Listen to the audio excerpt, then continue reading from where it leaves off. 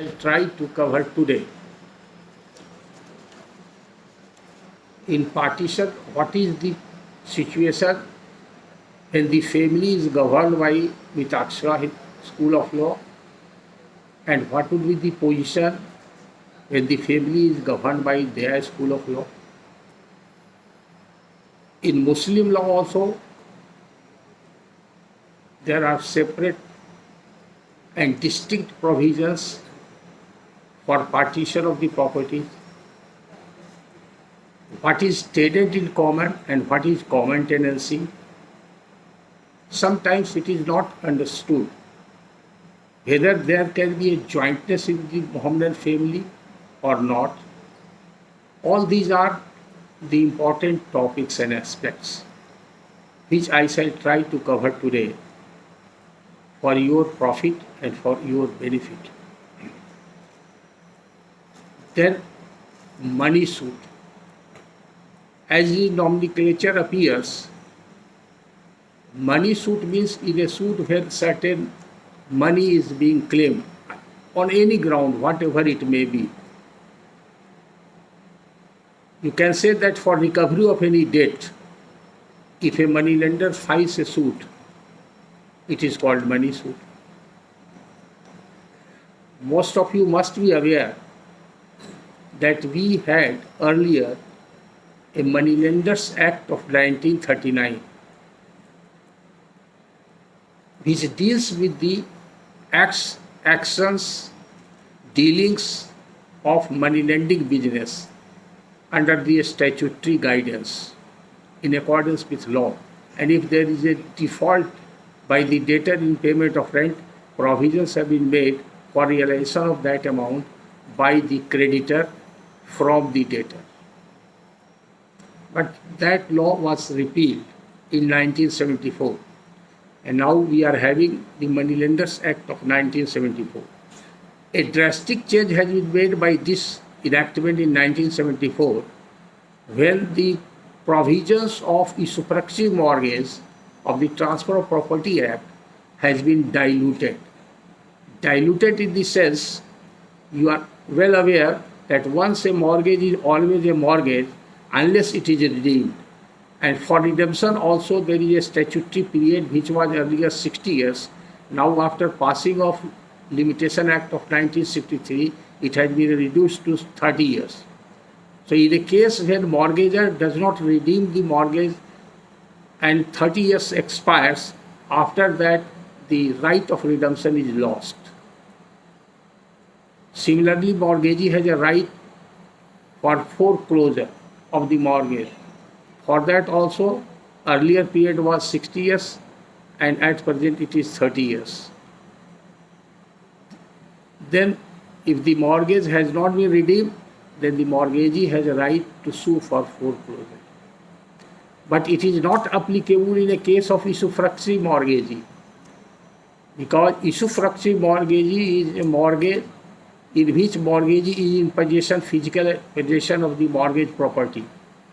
So once the possession is there, our mortgage is continuing unless there is a redemption, in spite of the fact there is a stipulated period of 2 years, 5 years, 10 years, 20 years, whatever it may be in the mortgage bond, and it is being not redeemed within that stipulated period, then certainly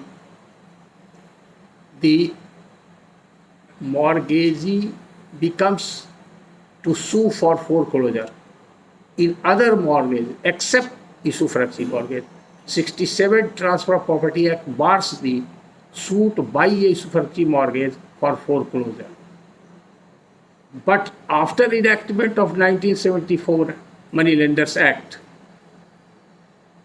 this provision has been diluted. On and from the date of expiry of 7 years,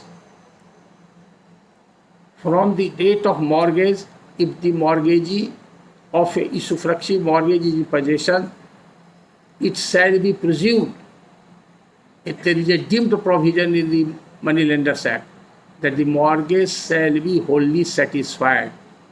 There is a statutory redemption, automatic redemption, deemed redemption, shall be wholly satisfied. Means the liability under the mortgage bond of the mortgagor to repay the mortgage money has already been extinguished and determined or terminated. The mortgagee cannot claim refund of the mortgage money on and from expiry of the 7 years by virtue of Section 12 of the Bihar Moneylenders Act 1974. So this is a drastic change. Second is, earlier moneylenders were doing money lending business without any license, and they were realizing exorbitant rent. In order to get relief to the debtors, certain laws were made earlier during British regime also, like Usurious Loans Act, Interest Acts. Then after independence, Debt Recovery Act, Debt Relief Act, so many enactments were made.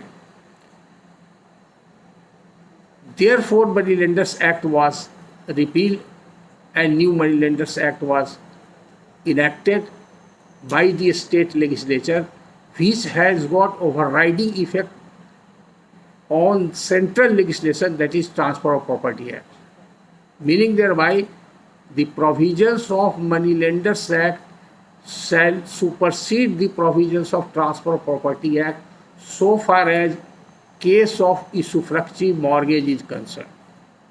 I don't know whether any of you have any occasion to deal with such matter or not. आप में से कोई ऐसे officer हैं अभी जो section 12 money lenders act के application mortgage suit में रेज किया गया हो और एडजुडिकेट करने का मौका मिला हो? हाथ उठाइए। किए हैं, बक्सर में मिला है।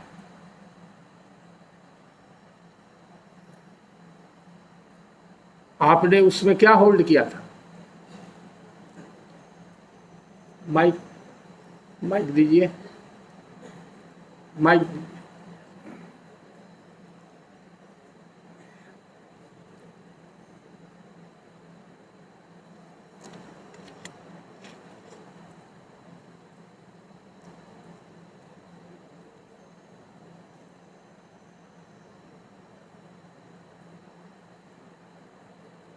काम नहीं कर रहा है।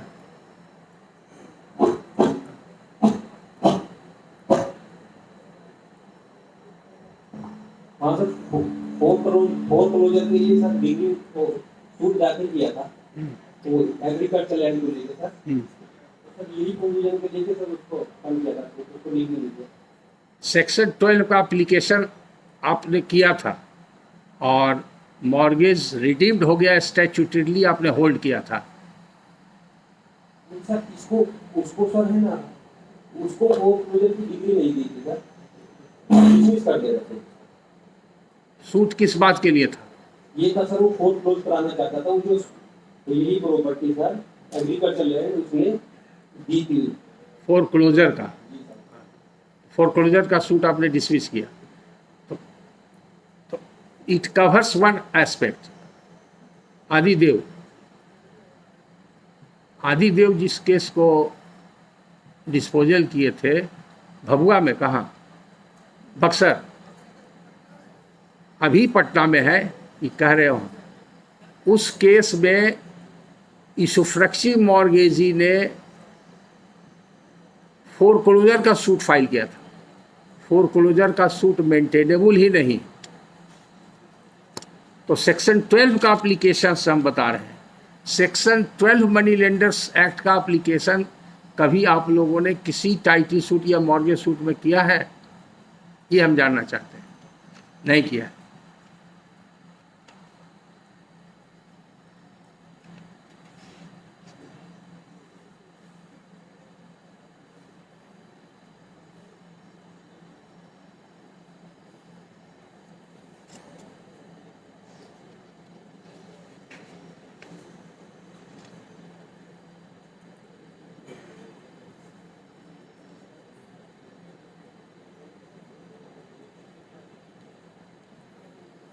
देखिए, section 66 of the Transfer of Property Act says rights and liability of mortgagee In the absence of a contract to the contrary, the mortgagee has at any time after the mortgage money has become due to him and before a decree has been made for the redemption of the mortgage property or the mortgage money has been paid or deposited as hereinafter provided, a right to obtain from the court a decree that the mortgagor shall be absolutely debarred of his right to redeem the property or a decree that the property be sold. A suit to obtain a decree that a mortgagor shall be absolutely debarred of his right to redeem the mortgage property is called a suit for foreclosure. But there is a reader on this main provision, which starts with second clause. Nothing in this section shall be deemed to authorize any mortgagee other than a mortgagee by a conditional sale or a mortgagee under an anomalous mortgage. ये दो को ही foreclosure कहा, other को नहीं है. By the terms of which he is entitled to foreclose, to institute a suit for foreclosure, or an usufructuary mortgagee as such, or a mortgagee by a conditional sale as such to institute a suit for sale. Usufructuary mortgagee suit for sale कर सकता है. अगर mortgage money का payment नहीं हुआ, it is his choice to sue for realisation of the mortgage debt, but he can not sue for foreclosure because the mortgage sale continue. Therefore, the well-known maxim is once a mortgage, always a mortgage. Even after a stipulated period, the mortgage continues, and it continues till it is foreclosed or it is redeemed. So these are the salient aspects so far as mortgage suits are concerned. Nowadays, you will find mortgage suit in civil court filed by the private financial institutions and nationalized banks or Grameen banks. Though a special tribunal has been created that is called Debt Recovery Tribunal and Debt Recovery Appellate Tribunal, a different hierarchy of tribunals have been enacted under the special statute for dealing with the debt due to financial institutions and banking institutions. Earlier, the valuation pecuniary limit was 10 lakhs and above. Now it has been extended to 20 lakhs. So nowadays, a mortgage suit or a simple money suit, which is required to be filed by the financial institutions or nationalized banks, is required to be filed in civil court. And exceeding 20 lakh, the same shall be filed before the Debt Recovery Tribunal. In every state, we are having Debt Recovery Tribunal. So these are the outlines about money suit and mortgage suit as well as partition suit. Last is declaration. This is more prevalent. In almost all civil cases, you must have come across declaration of title, declaration of office, declaration of certain status of the parties, so and so forth. So these declaratory suits, simplicitors, are though cognizable under section 9 of the CPC, because it is well known that every suit of civil nature is cognizable by civil court in view of the provisions of section 9 CPC. And the civil court has got wide expansion, which is called technically, it is an expansive and plenary jurisdiction. Every suit of civil nature is cognizable by civil court unless its recovery is barred by any statute. This barring clause must be mentioned in that particular statute or a special statute in clear terms and clear words. Sometimes it may not be in express terms, but on going through the scheme of the Act, if it appears that its effect would be to bar the jurisdiction of the civil court, then it is called impliedly barred. I can illustrate it for your easy understanding that there is a special statute and there is a special tribunal. And under that statute, that tribunal has been vested with power to deal with the matters exclusively, and the order passed by such tribunals becomes final or it attains finality. Then in that sense, jurisdiction of the civil court is impliedly barred. So there are several case laws on this topic, that when the jurisdiction would be barred or when the jurisdiction would not be barred. But at the outset, it is to be noticed, where is the barring clause? CPC does not contain any barring clause except the provision of Section 9, which says that every suit of civil nature is cognizable by civil court, unless it is expressly or impliedly barred. It means there must be some other statute or provision of law where it has been enacted that the jurisdiction of civil court shall be barred or civil court. It depends upon the terms used by the legislatures in their wisdom in different acts and subjects. Sometimes it starts with non-obstante clause, and sometimes it is stated that this order cannot be challenged in civil suit. Sometimes it says no civil court can take cognizance. Something like that. Different provisions you may come across while examining those special statutes where the remedy by way of civil suit has been expressly or impliedly barred. Then lastly, injunction. Injunction is dealt with in Order 39. All of you are aware. Section 75 CPC empowers the court to grant injunction. And Order 39 regulates its how and when and in what manner it has to be granted. But the provision of injunction is in a specific relief act, which deals with both temporary and permanent injunction. Similarly, the declaration which we use to grant in civil cases is also under the specific relief act. When there is a suit for declaration or suit for injunction, the provisions of specific relief acts are also attracted. So you cannot ignore those provisions. Section 30, 31, 32, 33 concerning declaration. These sections are of a specific relief act concerning declaratory suits.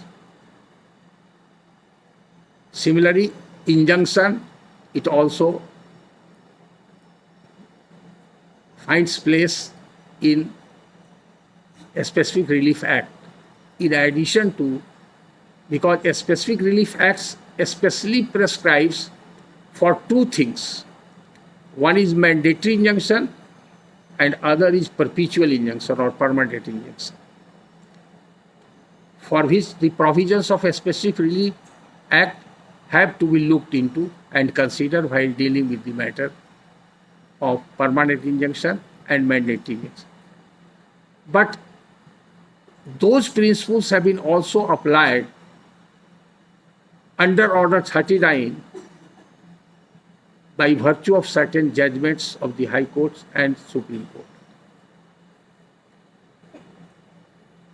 Just like the three principles which have been enunciated for grant of injunction is prima facie case, irreparable loss, and balance of convenience. These three words you will not find in CPC or a specific relief act. These three most important ingredients have been evolved by the judicial pronouncements of the apex court as well as high courts. So in every application for injunction, the court has to consider these three factors. If your order does not depict any of the factor, and it appears that there is a non-application of judicial mind while granting or refusing injunction, then your order will be faulty, full of error, and liable to be set aside. So these parameters are always taken note of.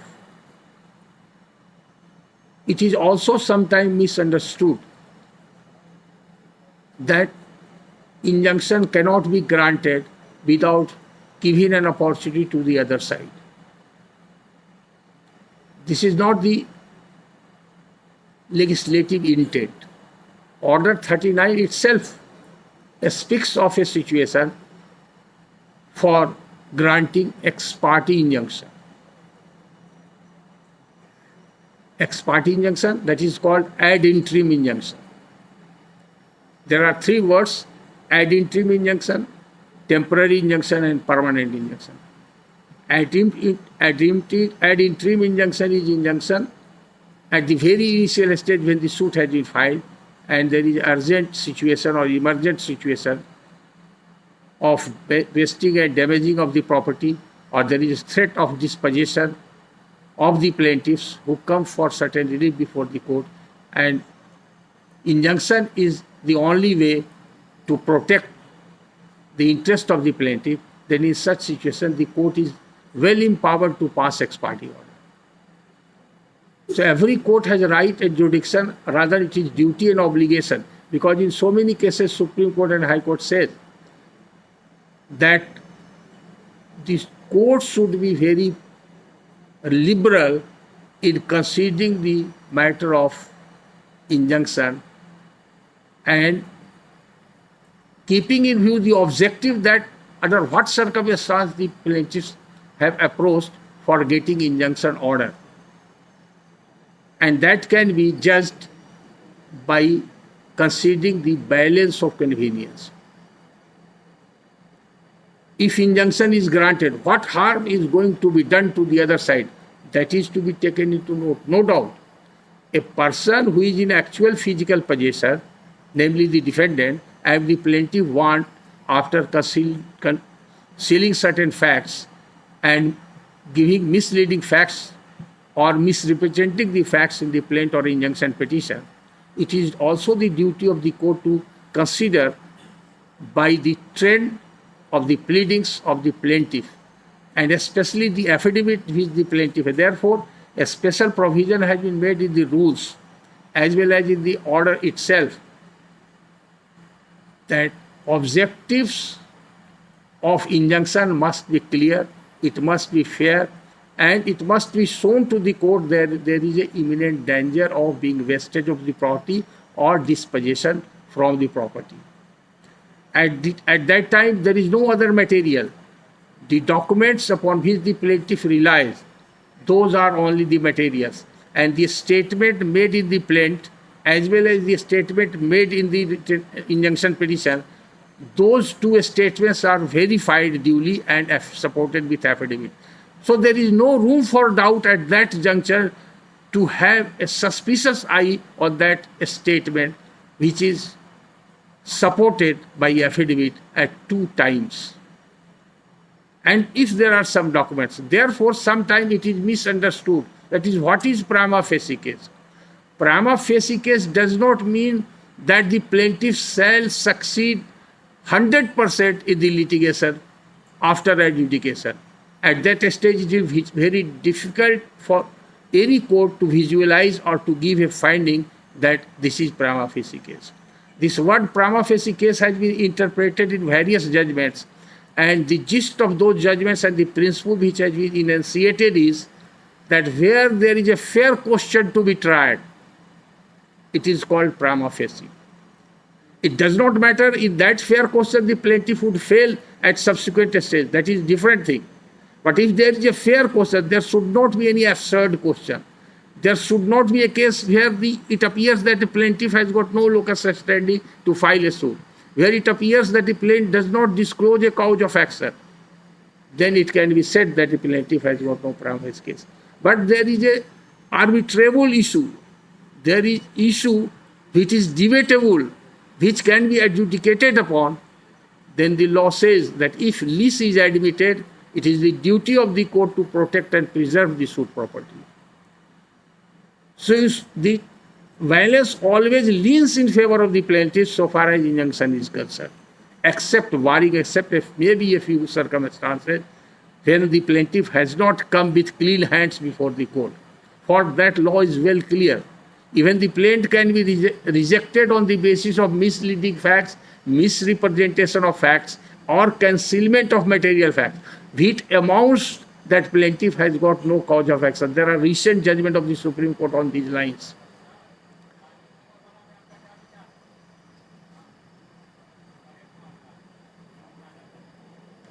आवाज नहीं आ रही है, mic लीजिए, mic लीजिए।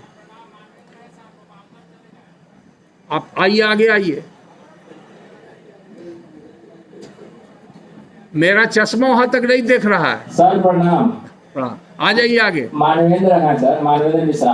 हाँ जी जी जी, गोपालगंज चलेंगे sir. आप कहीं भी रहिएगा, पूरे बिहार में लोग आपको जानते हैं। सर वही राजीव नगर वाला मामला में जो स्टे मिला है सर इंजन सर, उसको थोड़ा सा बताइए सर डिटेल। कोर्ट ने इंजंक्शन नहीं दिया है। There is a difference. High court में इंजंक्शन नहीं दिया है, आप सुन लीजिए, वो रिट मैटर है। आप आगे आ जाइए और आगे आके सवाल पूछेगा।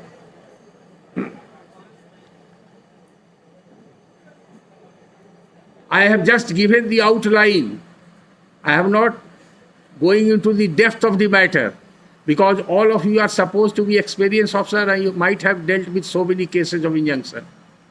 Because I have to cover all this, at least I have to touch all the topics which have been assigned to me today. So that's why I have given the outline of those. But I will try to focus mainly on partition, and I will give sufficient time so that your all questions and queries may be answered and problem may be solved which you are facing at the moment. But these are the outlines. अब इस outlines में आपसे हम सवाल invite करते हैं partition suit के concerning, money suit के कंसर्निंग, मॉर्गेज सूट के कंसर्निंग, डिक्लेरेशन के कंसर्निंग, इंजंक्शन के कंसर्निंग। तो आप कुछ सवाल कर सकते हैं, एक सिर्फ मॉर्गेज के संदर्भ में, और मैं एक और पॉइंट रेज कर देना चाहता हूं, उसके बाद आप सवाल कीजिएगा। रिडम्पशन सूट में, चूंकि ये पर्सनल एक्सपीरियंस मैं आपको बता रहा हूं, लॉकडाउन के पहले की बात है, लॉकडाउन से 1 साल पहले की बात होगी, यानी कि आज से 3 साल पहले ऑनरेबल कोर्ट में एक बेंच में सिविल मैटर्स चल रहा था। मेरा केस पीछे था और पहले वाले केस में आर्गुमेंट हो रहा था। दोनों वकील थे जो काफ़ी एक्सपीरियंस्ड और एजेड थे। क्वेश्चन क्या था, एक वकील साहब कह रहे थे कि रिडम्पशन का डिक्री हो गया और दूसरे वकील साहब कह रहे थे कि रिडम्पशन हुआ ही नहीं। कुछ देर सुनने के बाद हमको समझ में आया, तो यही समझ में आया कि रिडम्पशन के पहले क्या स्टेप होता है, इसमें जानकारी दोनों तरफ नहीं थी और दोनों अपोनेंट्स के बीच में भी नहीं थी। इसलिए कन्फ्यूजन हुआ, आधा घंटा तक मैटर चलते रहा, फिर एडजॉर्न हो गया। अब आप बताइए कि अगर हमको सूट फॉर रिडेम्पशन फाइल करना है तो इनिशियल स्टेप क्या लेंगे? Are you aware where is the provision and what is the provision? Prior step to be taken for filing a suit for redemption. आप लोग को कभी मौका मिला है? नहीं मौका। सेक्शन 83 टीपी एक्ट पढ़े हैं? सेक्शन 83 टीपी एक्ट नोट कर लीजिए, बाद में पढ़िएगा, अब बता देते हैं।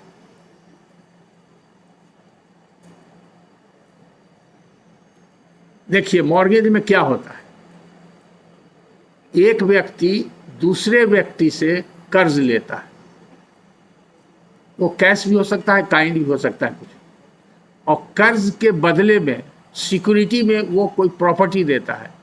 वो मूवेबल भी हो सकता है, इमूवेबल भी हो सकता है। और कोई बॉन्ड भी लिख सकता है, जिसको कि बॉन्ड को पहले पुराने मनी लेंडर्स लोग जब कर्ज देते थे तो हैंड नोट कहलाता, क्योंकि हाथ से लिखा जाता था इसलिए हैंड नोट। टेक्निकल वर्ड है प्रो नोट। तो बोरोइंग का तरीका जो था और लेंडिंग का तरीका था, एक था प्रो नोट और हैंड नोट। तो प्रो नोट किसको कहते थे?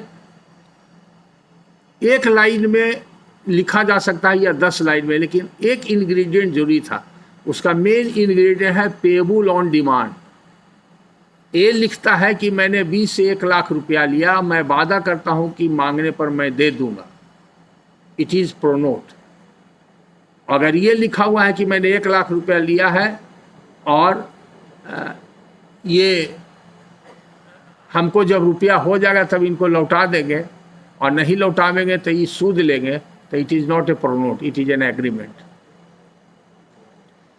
तो प्रो नोट में कॉज ऑफ एक्शन कब होगा? जब वो डिमांड करेगा। अगर डिमांड ही नहीं किया तो कॉज ऑफ एक्शन नहीं होगा। इसलिए आप देखिएगा मॉर्गेज सूट जितना बैंक का होता है या मनी सूट जो अभी आपके यहाँ आएगा, जो सब डिवीजन लेवल में है या डिस्ट्रिक्ट लेवल में, जहाँ डिस्ट्रिक्ट लेवल में आप लोग जहाँ पर हैं वहाँ पर हो सकता है बैंक का केसेज हो, सब डिवीजन में, रिमोट सब डिवीजन में कम हो सकता है। तो सब में देखिएगा बैंक का जो पेपर्स रहेगा उसमें एक प्रो नोट जरूर रहेगा और उसमें ये वर्ड लिखा रहेगा प्रॉमिस टू पे ऑन डिमांड। उसका फॉर्मेट ही बना हुआ, और डिमांड के लिए उसको डिमांड नोटिस देना पड़ता है। तो बैंकर क्या करता है? डिमांड नोटिस देता है अपने लॉयर के थ्रू कि हमने डिमांड किया। तो कॉज ऑफ एक्शन में लिखता था कि डिमांड किया, उन्होंने नहीं दिया। तो वहाँ पर रिक्वायरमेंट है डिमांड, और प्रोनोट का रिक्वायरमेंट है कि it must be payable on demand. अगर प्रोनोट नहीं है तो डिमांड का कोई वैल्यू नहीं। अगर प्रोनोट है तो डिमांड के बगैर सूट का कोई वैल्यू नहीं, सूट में कॉज ऑफ एक्शन समान। उसी तरह से अगर मॉर्गेज का है तो मॉर्गेज कई तरह का होता है। सिंपल मॉर्गेज होता है, इसुफ्रक्सी मॉर्गेज होता है, मॉर्गेज बाई कंडीशनल सेल होता है, एनामोलस मॉर्गेज होता है, इंग्लिश मॉर्गेज होता है। तो सबका थोड़ा प्रोविजन अलग अलग है। आपको ज़्यादा 3 मॉर्गेज से वास्ता पड़ेगा। एक वास्ता पड़ेगा सिंपल मॉर्गेज। तो पहले मॉर्गेज का टर्मिनोलॉजी आप लोग पिछले क्लास में बहुत सा टर्मिनोलॉजी हम लिखाए थे, 1 घंटा टर्मिनोलॉजी लिखाने में लग गया था। अगर आप लोग नहीं जानते हो तो लिख लीजिए। नया डॉक्यूमेंट में नहीं मिलेगा, लेकिन पुराना केस में हो सकता है मिल जाए। जो प्रोनोट पहले होता था उसको बोलते हैं तमस्सुक।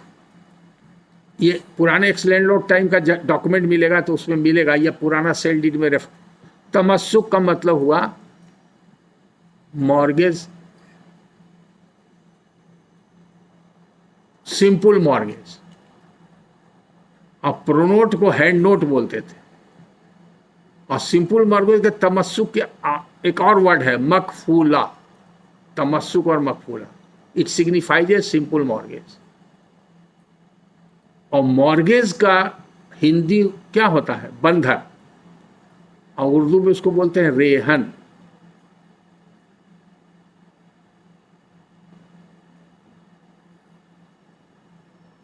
और जो मॉर्गेजर होता है, मॉर्गेज करने वाला, उसको बोलते हैं रेहनदार या बंधक कर्ता।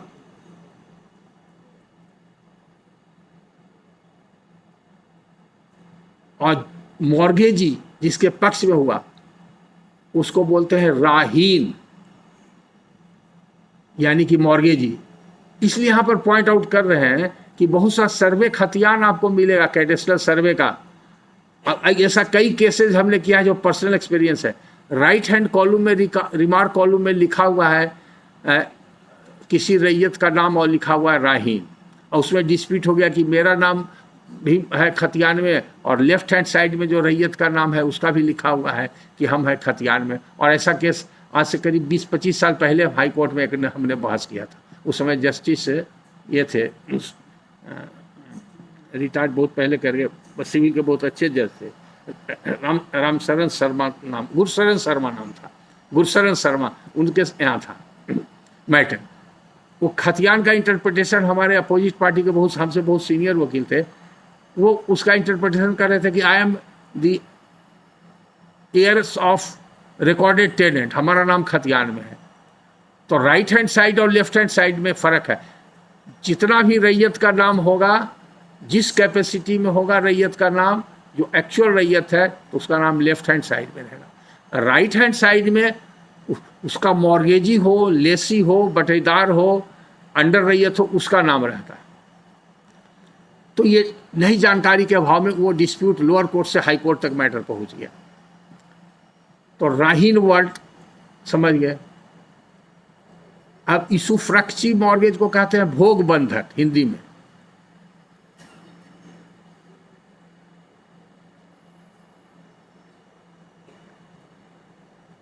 और इजारा को बोलते हैं जरपेशगी भी बोलते हैं, जरपेशगी। इजारा का एक वर्ड है जरपेशगी, वो भी मिलेगा आपको डॉक्यूमेंट में।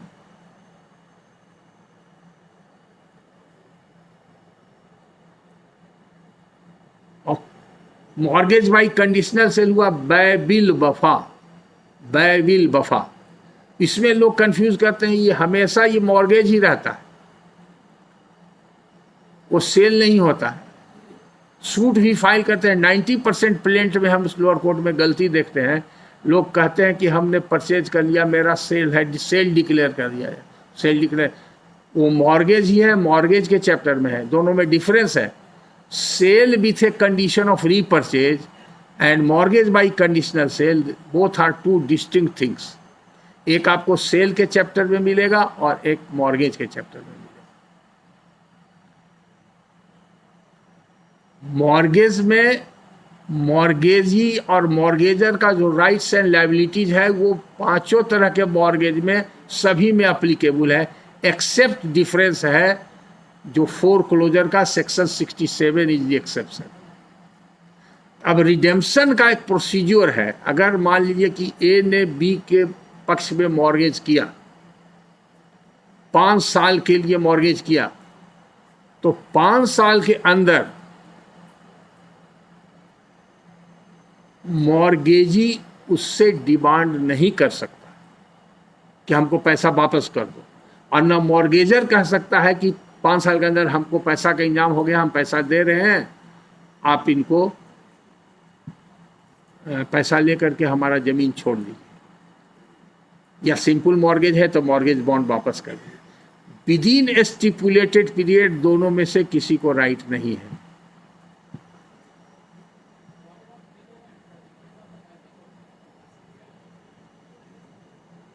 क्वेश्चन आपसे पूछेंगे, 5 मिनट रुकिए। पाठक जी, ब्रजेश जी, आपके बगल में कलीग आपके सो रहे हैं, इधर इधर जगाइए उनको। आप बहुत नींद आ रही है आपको, थके हुए हैं।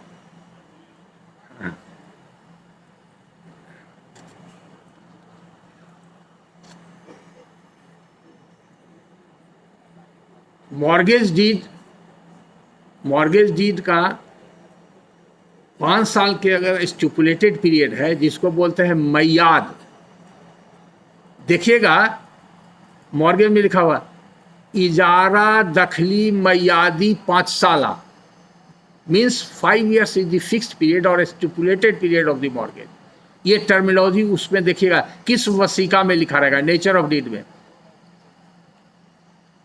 मैयादी 5 साल, मतलब 5 साल का मैयाद है।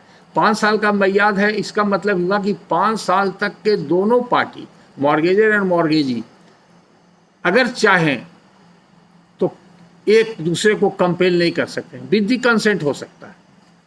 आज मॉर्गेज किए, कल ही मॉर्गेजी एग्री हो जाए, मॉर्गेजर पैसा दे दे तो हो सकता है, लेकिन लीगली कंपेल नहीं किया जा सकता है। जब 5 साल बीत जाएगा और मॉर्गेजर टेंडर करेगा मॉर्गेजी को कि आप रुपया ले लीजिए और मॉर्गेज छोड़ दीजिए, ज़मीन पर कब्जा छोड़ दीजिए, या अगर सिंपल मॉर्गेज है तो मॉर्गेज बॉन्ड हमको दे दीजिए, तब उसके मर्जी पर है, वो ले भी सकता है, नहीं भी ले सकता। अगर नहीं लेगा तब कॉज ऑफ एक्शन मॉर्गेजर का होता है to file a suit for redemption.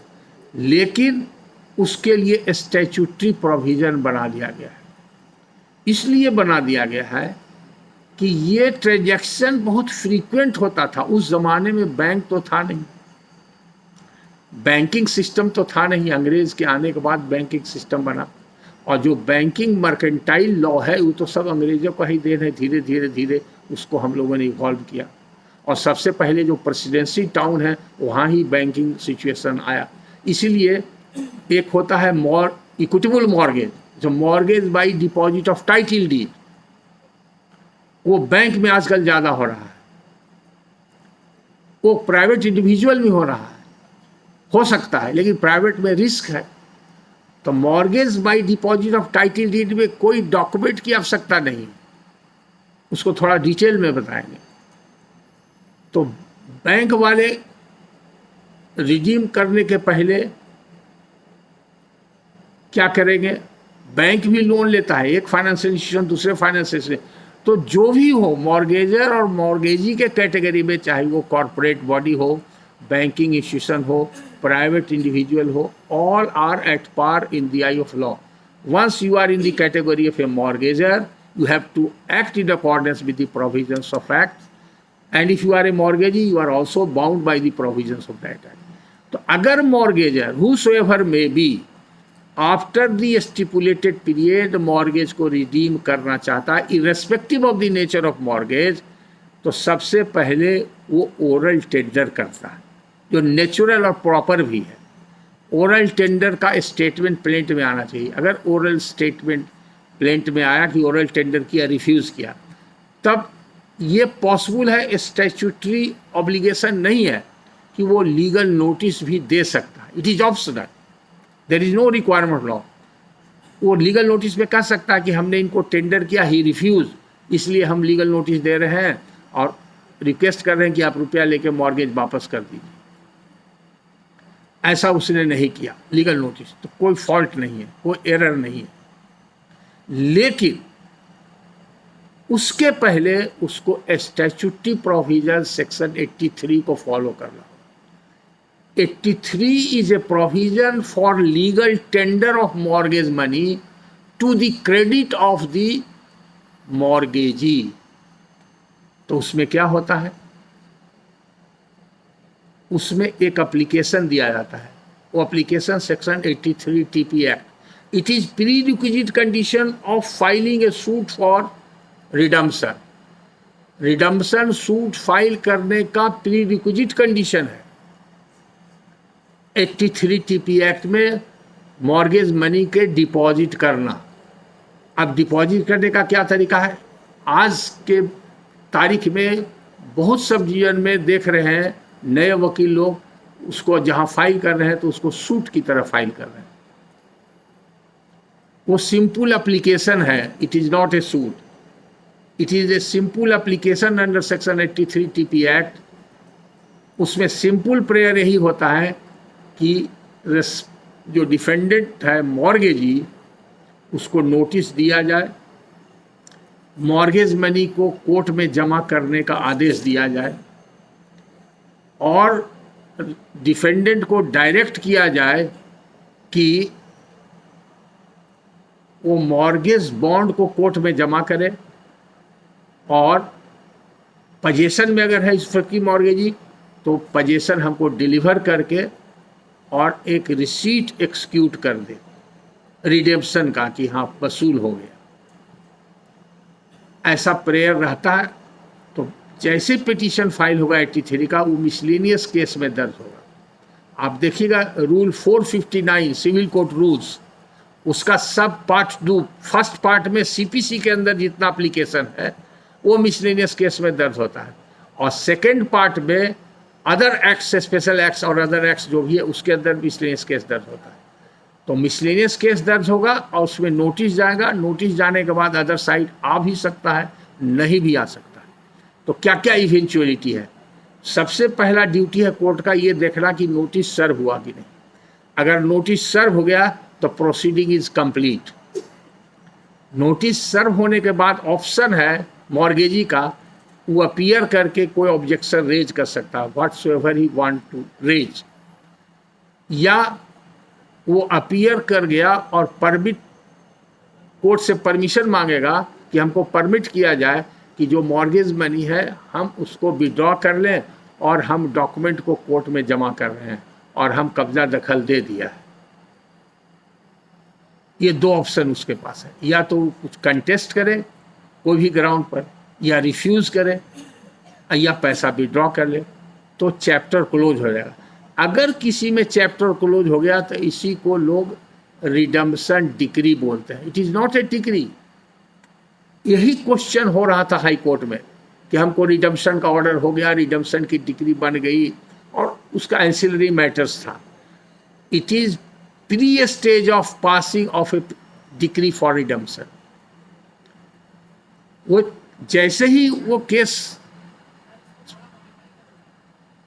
एक मिनट रुक जाइए, जैसे ही वो केस एडमिट होकर के नोटिस चला गया, नोटिस के बाद अपीयर हो गया, अपीयर होने के बाद या तो उसने ऑब्जेक्शन दिया या रिफ्यूज किया तो भी चैप्टर क्लोज हो जाएगा, और अगर उसने विड्रॉ कर लिया तो भी चैप्टर क्लोज हो जाएगा।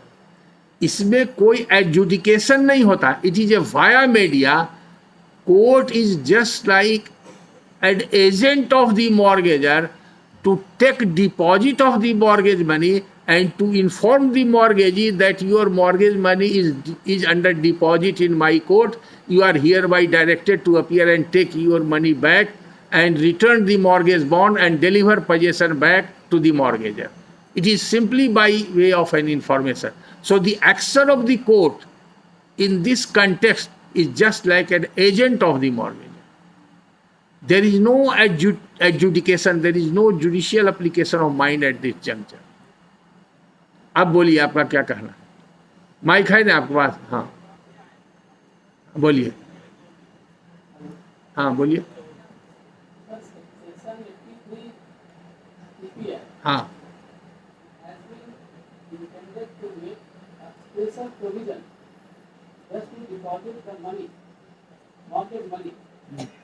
permission of the court in the court. But before that, there are 2-3 requisite conditions, and if either of these two one exists only, in that very case the court will permit. And that is those 3 requisite conditions is, first, when mortgage money happens to become due, and redemption is barred. When mortgage money has become due, or redemption of the mortgage money that is barred by the court, in that very case the court will grant permission to the mortgagor or any other person who is interested in the mortgage property, maybe besides creditor or whoever. And in that very case, this is simple one application, and this is in favor of the order is passed in favor of the mortgagor or the person who is interested in that. Do you want to put any question to me, or you want to address the audience? If you want to address the audience, please come here at the podium. So you are wrong in saying.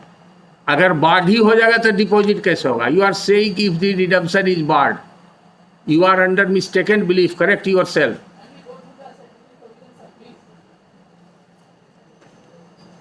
आप लोग पढ़ते नहीं, unnecessary सवाल करते हैं।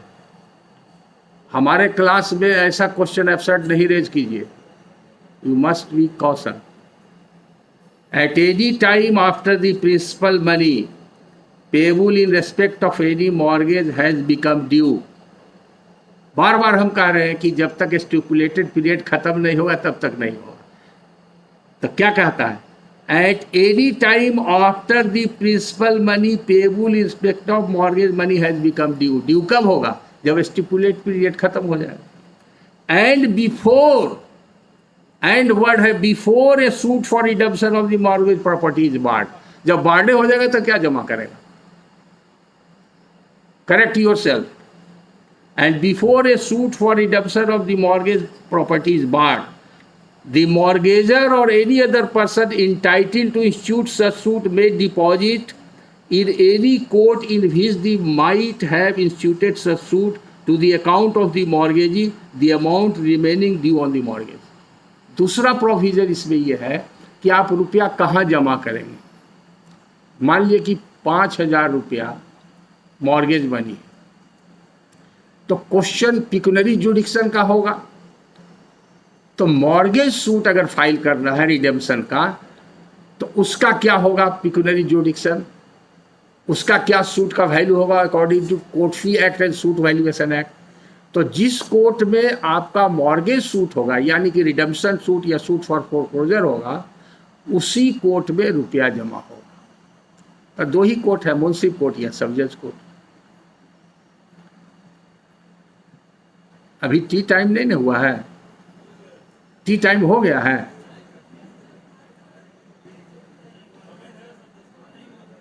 नहीं, time क्या है एग्जैक्टली, हमको 11:50 है ने, तो अभी कितना हुआ है 11:20 हो रहा है। तो बहुत लोग जा रहे हैं, ये हमको नहीं समझ में आ रहा।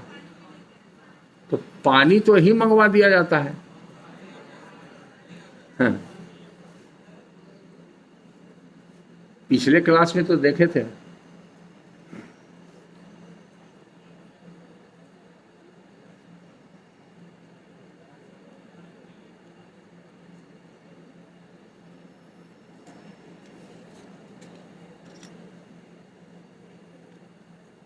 तो जुरिडिक्शन का भी हो गया कि किस कोर्ट में होगा, और ये प्री कंडीशन है। इसके बाद रिडेम्पशन का सूट लाई करेगा।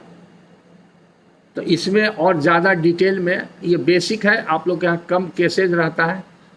बैंक का केस रहेगा ज़्यादा, तो बैंक का केस में रहेगा डिपॉजिट ऑफ टाइटल, जिसको कहते हैं equitable mortgage, section 58 clause F. थोड़ा सा उसके बारे में भी जान लीजिए। इक्विटेबल हम लोग बोलचाल की भाषा में बोलते हैं equitable mortgage, but technically under the TP act it is not an equitable mortgage, it is a mortgage by deposit of title deed. Since it was in practice in Britain in banking system for taking loan by depositing documents as security, it was called equitable mortgage. That nomenclature has been adopted in judicial pronouncements also. But if we talk of the technicality of the law, then certainly it is not there in Transfer of Property Act. It is mortgage by deposit of title deed. So how this mortgage is created, that is a question. There is no document, there is no documentary evidence.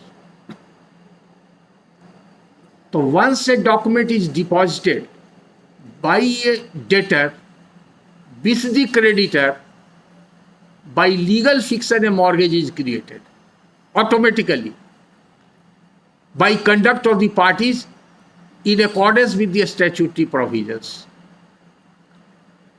It is called mortgage by deposit, but there is one condition. For what purpose it is deposited? The purpose is to secure the loan. In order to secure the loan, I have deposited my title deed. So there are 2 conditions for creation of valid mortgage by deposit of title deed. First is the document which a party is going to deposit must be a title deed. So what are the documents which are called title deed? You will understand. All documents may not be title deed. The documents by which a party has acquired title may be called a title deed, and it can be extended. So normally title deed is a sale deed and gift deed by which absolute right title interest is created. But a lessee also acquires certain interest and title so far as right of lessee is concerned. So for lessee, the lease document is also a title deed. For mortgagee, it is also, mortgage document is also a title deed. Suppose there is a mortgage for 90 years, and on that basis the mortgagee is entitled to retain possession since 90 years, and therefore that possession is also transfer of an interest in favor of the mortgagee. On that basis he can create equitable mortgage by depositing that mortgage deed, and any money lender may finance because he shall remain in possession of that property out of which certain income is coming. So it does not restrict to the deed of gift and deed of sale. It may extend to lease and mortgage also. But there are other documents, agreement for sale or contract for sale, power of attorney, survey record of right, khatiyan, all these are not documents of title, or any other document beyond that are not documents of title. The first condition is, in order to create equitable mortgage, the document which is going to be deposited must be a document of title of the depositor. A second is with intent to create security on the basis of that document. So intention is there. Intention play much role in this case. So whenever such a situation will come, it has to be considered by the pleadings and evidence of the particular case that mortgage has been created. By and large, earlier, हम ये बात कर रहे हैं आपको 70 के दशक की, हम 73 से जितने नेशनलाइज बैंक का केसेस करते थे, तो बहुत सा बैंक का उस समय डॉक्यूमेंट्स था, परफेक्ट नहीं था और सूट में क्वेश्चन से राइज करता था. तो कुछ बैंक का डॉक्यूमेंट्स को हमने चेंज करवाया था, हमारे सजेशन में बैंक ने चेंज किया था. उसमें ऐसा नहीं रहता था कि डॉक्यूमेंट डिपॉजिट हुआ ओरल, ऐसा फॉर्मेट बना हुआ था जिससे पता चलता है कि डॉक्यूमेंट अभी डिपॉजिट किया और अभी क्रिएट कर दिए mortgage. That is called contemporaneous document. उसी डिपॉजिट के डॉक्यूमेंट से, डॉक्यूमेंट के बैंक का कंसेप्शन था कि अगर टाइटल डीड डिपॉजिट हुआ है तो उसका ओरल एविडेंस, अगर ओरल ही रहेगा तो कोई एविडेंस एक्सेप्टेबल नहीं रहेगा, इसलिए there must be some sort of documentary proof कि इस वजह से यहाँ जमा हुआ है, with intent to create security title deed जमा किया है. ये इंटेंशन को राइटिंग में होना चाहिए. तो डॉक्यूमेंट के साथ साथ राइटिंग पर वो लोग दस्तखत करा लेते थे. I detected it and objected it, and I gave my legal opinion, which was sent to the legal section of the head office of the concerned bank. And thereafter my suggestion was accepted and they changed the format also. अब देखिएगा क्या रहता है, it is in the shape of A memorandum.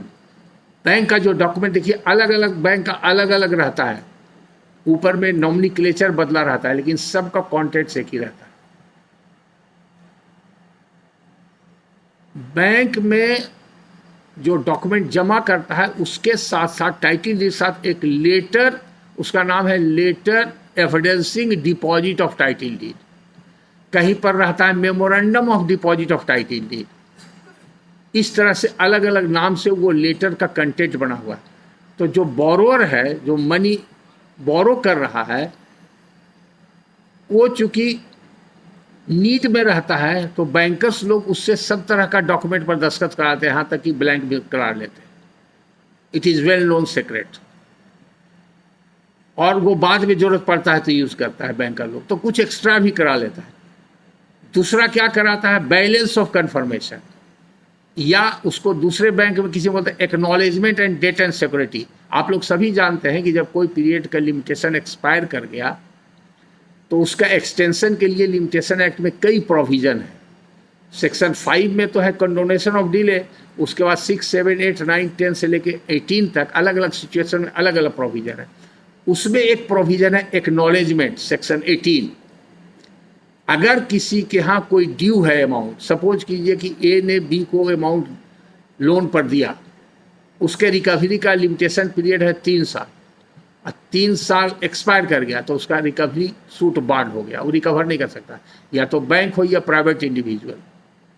लेकिन अगर 3 साल बीतने के एक दिन पहले वो जो बोरोअर है ए, वो एक्नॉलेज कर लेता है कि हाँ आपका इतना रुपया मेरे यहाँ बाकी है, तो उस दिन से फ्रेश स्टार्ट ऑफ लिमिटेशन हो जाएगा, फिर 3 साल हो जाएगा. तो ये प्रैक्टिस बैंकर लोग करता है. बैलेंस कन्फर्मेशन, या तो उसका बैलेंस जो है स्टेटमेंट ऑफ अकाउंट में जो बैलेंस शो कर रहा है इंटरेस्ट प्रिंसिपल मिला करके, उसको कंफर्म करता है कि हाँ इतना बैलेंस है, हम उसको कंफर्म करते हैं, वो भी एक्नॉलेजमेंट माना जाता है। तो bye virtue of the provision section 18 वो एक्सटेंशन हो जाता है। तो एक्नॉलेजमेंट, ऐसे भी acknowledgement other than banking matters और मनी मैटर्स, आप जनरल केसेज में भी एक्नॉलेजमेंट का इफेक्ट है, और वो सेक्शन 18 का एप्लीकेशन है लिमिटेशन एक्ट का, तो उसमें एक्सटेंशन हो जाएगा।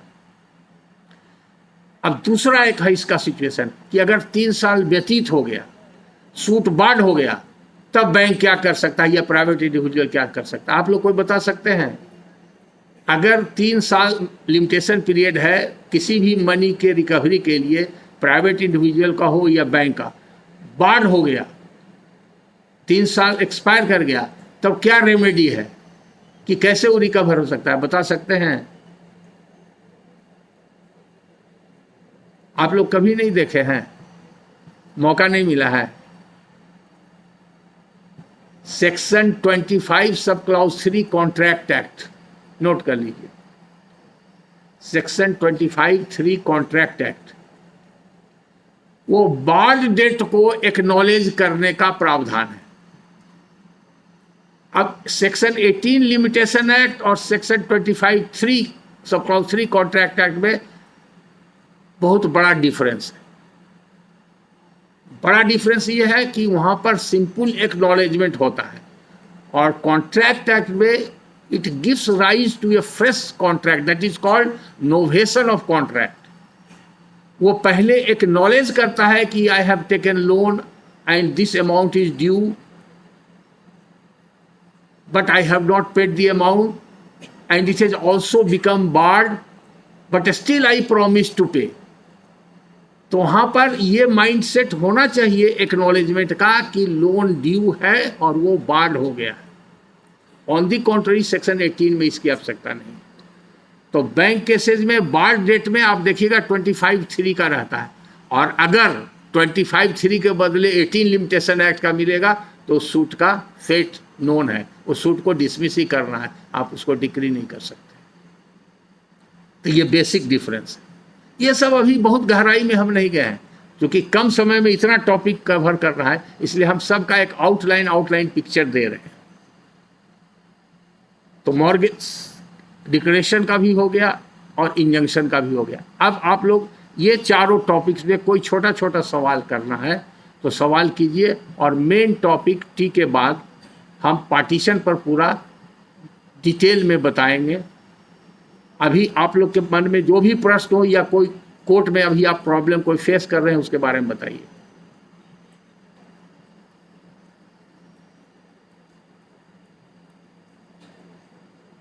क्या सरोज जी आप कहाँ हैं अभी? हाजीपुर। आपके यहाँ सूट है इस तरह का? कोई आपके पास इस तरह का कोई मॉर्गेज या कोई नहीं है?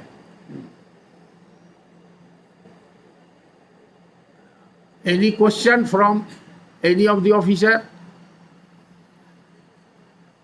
हाँ बोलिए, माइक दीजिए माइक।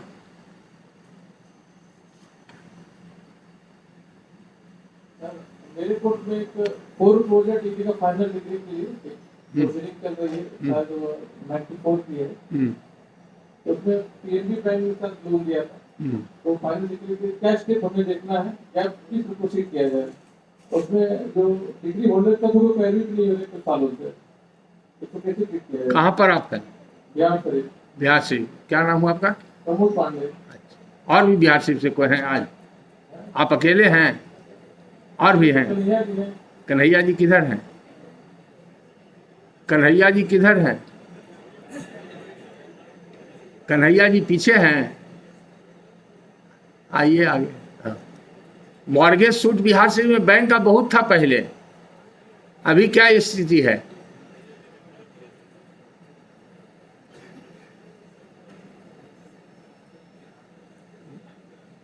बैंक के सेज नहीं आप लोग के पास?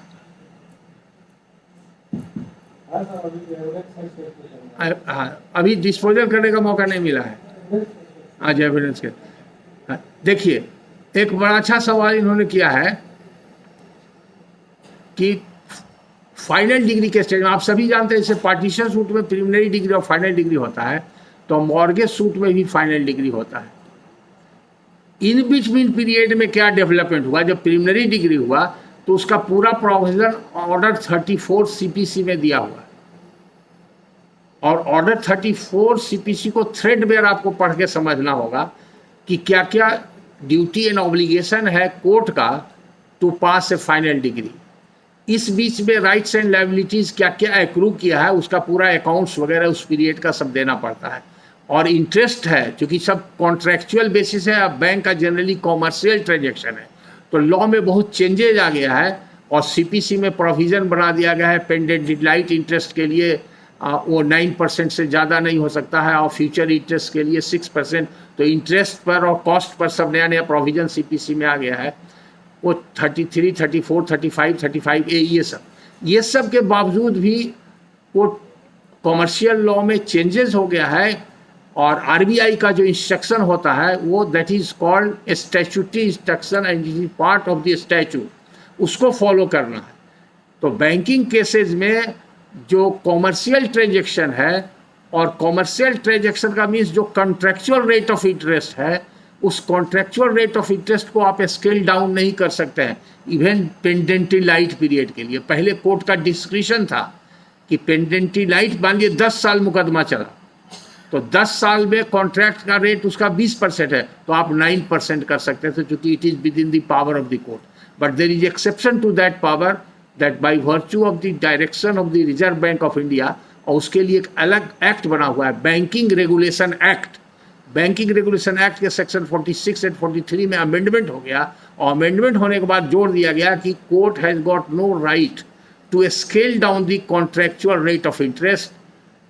इसलिए अब जो है कॉन्ट्रैक्चुअल रेट ऑफ इंटरेस्ट जितना है उतना ही आपको पेंडेंटी लाइट पीरियड के लिए ही देना पड़ा। इसमें बहुत दिक्कत हो जाता है। एक बार हमको याद है बेतिया का एक केस था, और सब्जर साहब ये केस मेरे ख्याल से था 90 वगैरह में डिस्पोजल हुआ था, केनरा बैंक का केस था।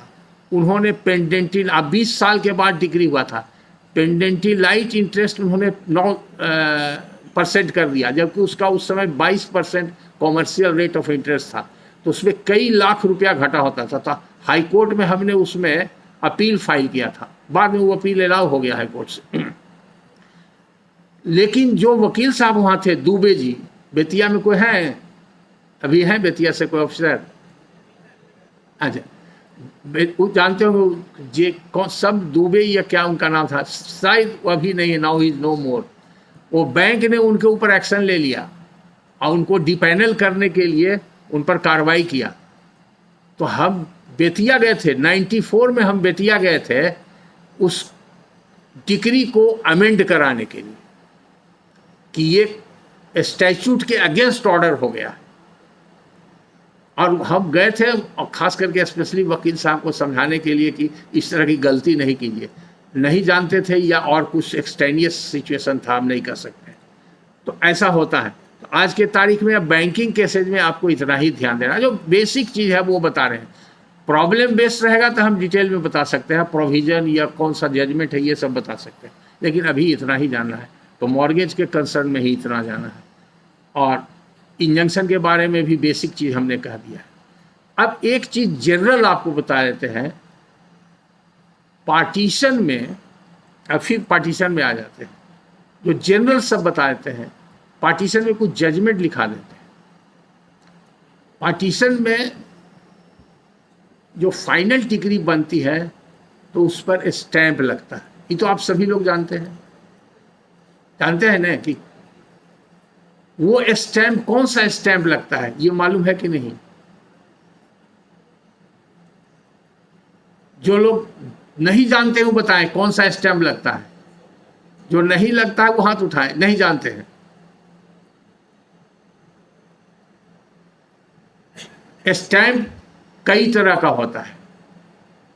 एक होता है जुडिशियल स्टैंप, जिसको हम लोग कोर्ट फी स्टैंप कहते हैं, जो कोर्ट फी एक्ट डील करता है।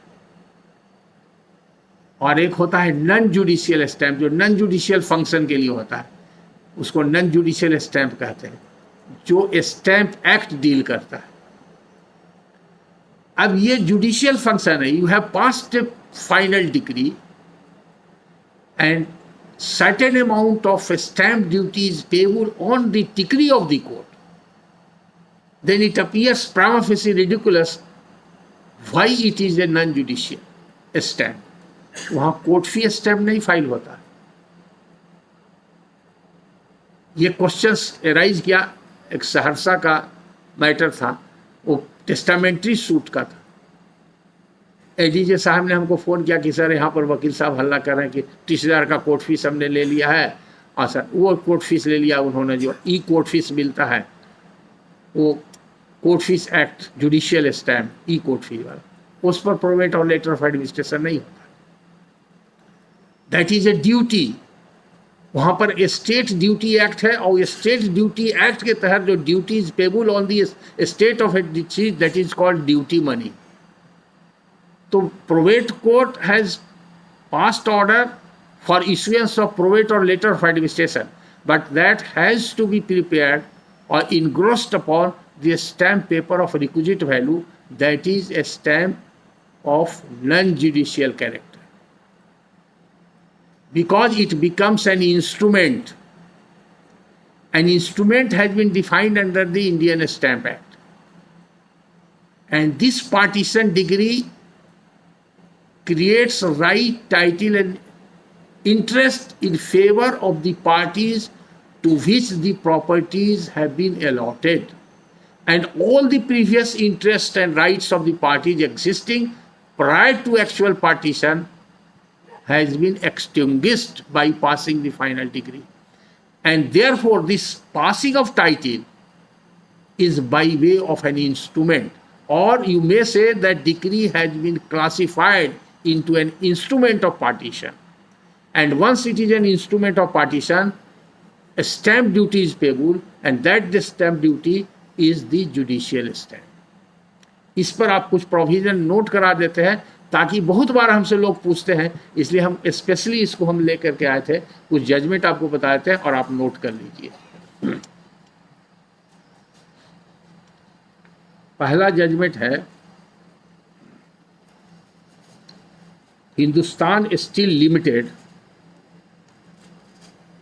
Versus MS Dilip construction company. Hindustan steel limited versus MS Dilip construction company 1969 volume 1 SCC 597. I am repeating, 1969 volume 1 SCC 597. Its equivalent in another journal is AIR 1969 Supreme Court 1238. AIR 1969 Supreme Court 1238.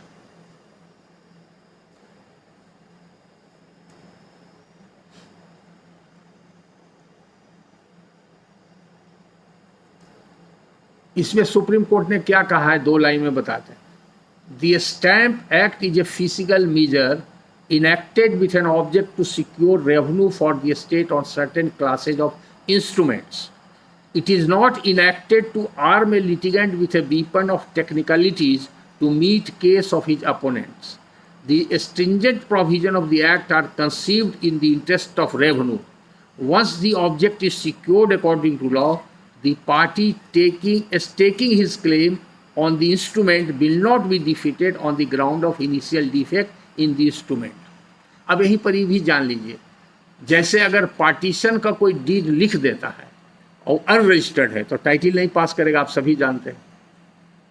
Oral partition is valid under the Hindu law and it is recognised. दूसरा, oral partition का अगर subsequently memorandum of partition बना दिया गया, क्योंकि memorandum का मतलब होता है रिकॉर्डिंग ऑफ पास्ट इवेंट, अगर उसी डॉक्यूमेंट से पार्टीशन हो रहा है तो it is a document of partition, then it is compulsory registrable by virtue of section 17 sub clause 1 of the Indian registration act. And if it is not registered, then it is inadmissible evidence by virtue of section 49 of the Registration Act. And once it is invalid, it is also not admissible and no right title interest shall pass. तो जैसे sale deed में, unregistered sale deed में title पास नहीं करता है, वैसे ही अगर degree पर प्रॉपर स्टैम्प ड्यूटी नहीं दिया गया फाइनल डिग्री पर, तो राइट टाइटल पास नहीं करेगा और ट्रांसफर नहीं कर सकता है, बेच नहीं सकता है, डील नहीं कर सकता है। इसलिए वो जरूरी है। और दूसरा जरूरी इसलिए है कि डिग्री कब एक्सिक्यूटेबल होता है और कब इन्फोर्सेबल होता है। It is also very debatable question. संजोग से अभी लंच के बाद हमारा हाईकोर्ट में यही मैटर है, एक बहस करना है, जो कि एक दिन बहस कर चुके हैं। I am suppose to argue today lunch के बाद। What is difference between enforceability of the decree and executability of the decree. बड़ा हाइपर टेक्निकल है और इसका मेन मकसद है लिमिटेशन से, कि कितना दिन डिग्री के एक्सक्यूशन का लिमिटेशन था। चूंकि एक्सक्यूशन अलग चैप्टर है, कभी एक्सक्यूशन का क्लास लगेगा तो उसमें डिटेल बताएंगे, लेकिन अभी सिर्फ इतना ही बता देते हैं कि डिग्री एक्सक्यूट तभी होगा जब वो फाइनल होगा। इसलिए कि प्रिलिमिनरी डिग्री में rights of the parties are declared. It is just like a declaratory decree, but it is conclusive and final unless it is upset or reversed by the higher or appellate court. But that right which has been declared by virtue of preliminary degree of partition is crystallized by passing a final degree. Final decree कब पास होता है? जब commissioner जाता है, तख्ताबंदी लगाता है, court उस तख्ताबंदी को एक्सेप्ट करता है। एक्सेप्ट करने के बाद जो आपका ऑर्डर है, the order by which you accept the report of the commissioner, that order itself is a final degree. यहां पर भी समझने में लोगों को दिक्कत होता है, इसको भी नोट करिए। कमिश्नर रिपोर्ट को जिस तारीख को आप एक्सेप्ट करते हैं, that is a final decree. क्योंकि ऑर्डर 20 रूल 7 CPC नोट कर लीजिए, defines that date of the judgement is the date of the decree. Decree 5 जनवरी को हुआ, दस्तखत 15 जनवरी को हुआ और सील उस पर 16 जनवरी को पड़ा, तो डेट का डिग्री क्या होगा? 5 ही डिग्री। डिग्री कब बना इससे कोई मतलब नहीं। उसी तरह से फाइनल डिग्री, प्रिलिमिनरी डिग्री हुआ 5 साल पहले, कमिश्नर का अपॉइंटमेंट हुआ 5 साल के बाद, 5 साल कमिश्नर साहब ने लिया, 10 साल के बाद उन्होंने रिपोर्ट दिया, 11वां साल आपने उसको एक्सेप्ट किया और उसके बाद फिर कोई फाइनल डिग्री का स्टैम्प नहीं जमा किया, तो डिग्री का डेट जिस दिन एक्सेप्ट किया 11वां साल हो गया, वहाँ से लिमिटेशन चालू हो गया। और वो अगर 2 साल के बाद स्टैम्प देता है और वो 2 साल को कहेगा कि नहीं हमको काट दिया जाए हमारा एक्सक्यूशन में, तो नहीं कटेगा, वो डिडक्ट नहीं होगा, लिमिटेशन वहीं चलेगा। लेकिन बिना स्टैम्प के डिग्री एक्सक्यूट नहीं हो सकता है। Degree does not become executable, but it becomes enforceable on the date when it was passed. तो एक्सक्यूशन के लिए उसको फाइनल डिग्री स्टैम्प पर बनाना होगा, अब बनाना होगा तब वहाँ से 12 years limitation by virtue of article 136 limitation act 12 years है। और 12 ईयर्स के बाद अगर हो गया तो एक्सक्यूशन फेल।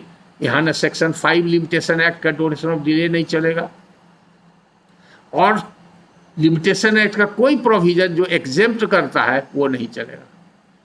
बहुत सा केसेज है सुप्रीम कोर्ट तक के, एक्सक्यूशन बार्ड हो गया, the decree holder plaintiff sale thank his lot, 50 साल लड़ा, 40 साल लड़ा, खत्म हो गया, उसका जीता हुआ केस चला गया। तो इतना स्ट्रिंजेंट प्रोविजन है and the court has to apply its all rigours. कितना हो नुकसानदेह डिसेस्टर्स हो डिग्री होल्डर के लिए, लेकिन लिमिटेशन से हिट हो गया, the court has got no option.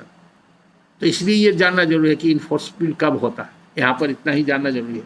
दूसरा जजमेंट लिखिए पार्टीशन का, ये पहला जजमेंट है 1963 supreme court, AIR 1963 supreme court है, पेज 600 समथिंग है, पेज आप खोज सकते हैं।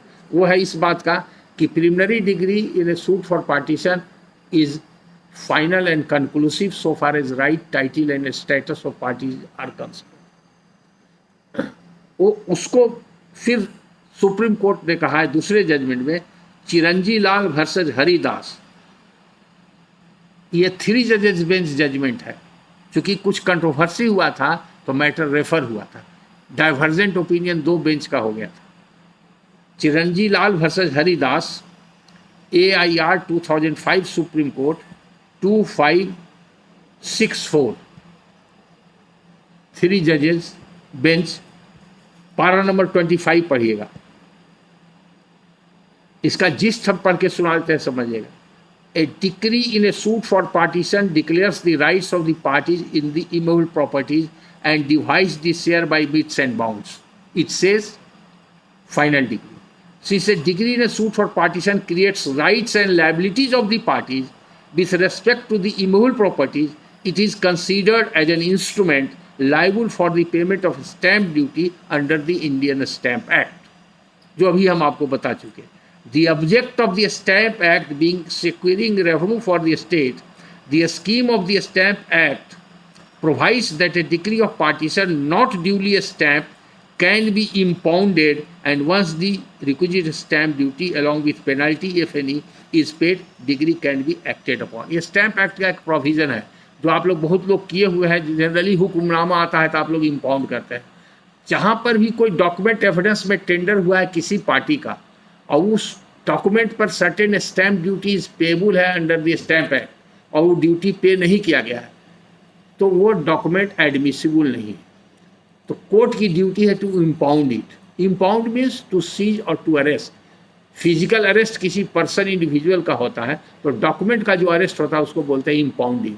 आप इम्पाउंडिंग करेंगे, उसके बाद रिपोर्ट मांगेंगे सीजदार से कि what is stamp duty actually payable on it.